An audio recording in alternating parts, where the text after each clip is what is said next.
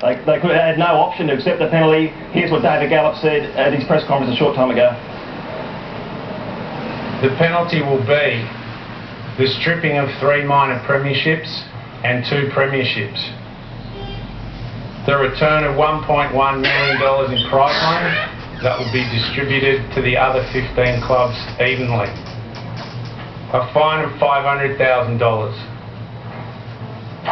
In the 2010 season, all competition points earned thus far will be taken away, and the team shall not accrue any further points in the 2010 season. Brad, I must point out that the premierships they lost in 07 and 09 do not go to Manly and Parramatta, who lost on those occasions. The NRL considered that, but thought it inappropriate. Adam, so how did the Storm come unstuck? Brad, we believe a whistleblower, a former employee, tipped off the NRL mid-April. They looked in it, they sent the salary cap auditing team down to the Storm offices. Believe it or not, they found contracts in a filing cabinet in another room, contracts that weren't lodged with the NRL auditing team. That the Storm has engaged in a long-term system of operating what might conveniently be called 2 sets of books. To their credit, this morning the Storm representatives have come in and confessed to a well-organised system of paying players outside the cap. On what we know, this amounted to $1.7 million over the last 5 years, including approximately $700,000 in 2010. These payments have allowed them to recruit and retain some of the best players in the game. The results of their practices on the field speak for themselves. Adam, as David Gallop alluded to there, the Storm in recent years, they have been remarkably successful.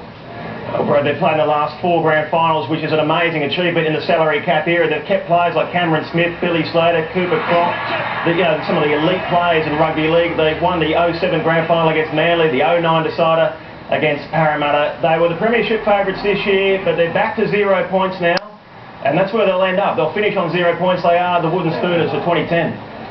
Adam, News Limited are the owners of the Storm. They are co-owners of the NRL. What have they had to say about this?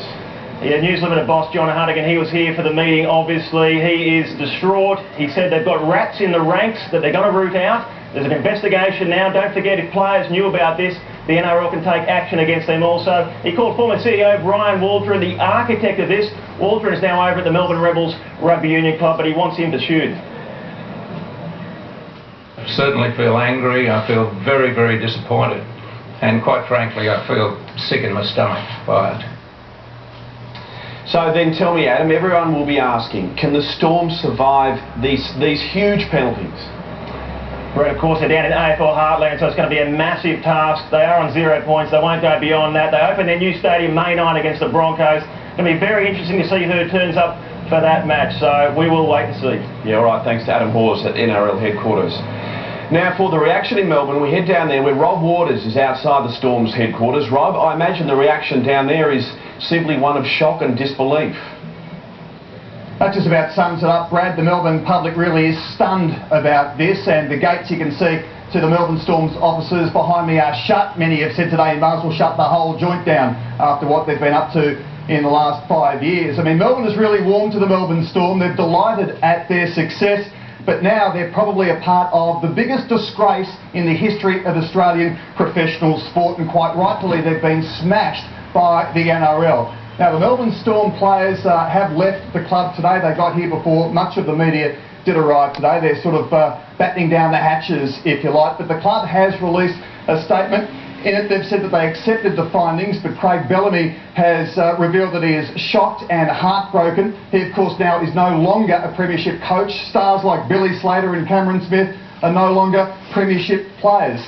Now, the statement goes on to apologise sincerely to players, staff, sponsors and fans, all their stakeholders, and it says that some former members of management have wrongfully decided to break NRL rules. Now, that says a lot, because that points the finger at former CEO Brian Waldron, who's no longer with the club. He's now with the Rebels. This has a long way to play out, because the police will get involved, but simply Melbourne is in a state of shock.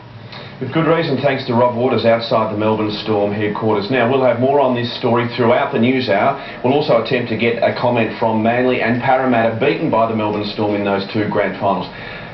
One of the biggest stories in rugby league ever, without a doubt. Well, in Australian In sport Australian in general, sport. yeah, it is incredible. Thank you, Okay. Brad. We'll No pass worries. back to you later with that in the bulletin.